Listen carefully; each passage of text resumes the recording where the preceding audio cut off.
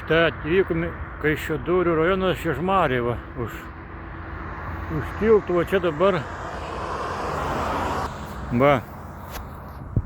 va, nuo tiltų va, Žiežmarių tiltų va, eina dviračių takas va, ir va dabar su dviračiu va, atmyniau va link Kaišiadorių ir baigėsi va.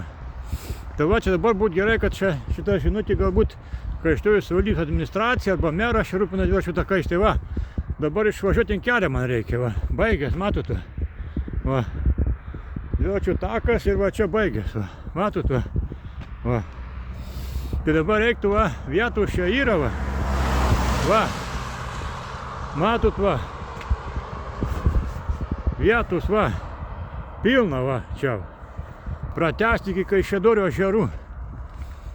Va dabar kaip važiuoti, eismas didelis va. Nu, koks pakraštys, pažiūrėkite, kaip čia dviratininkam važiuotų. Va.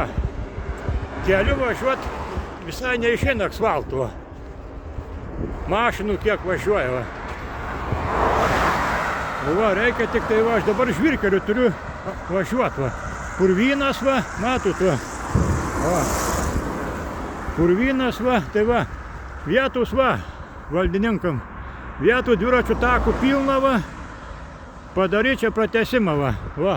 Ir sujungti Žiežmarių va. Iki autostrados tilto dviračių taką va. Tai būtų labai gerai va. Dviratininkam važinėtų. Va. Tai tiek.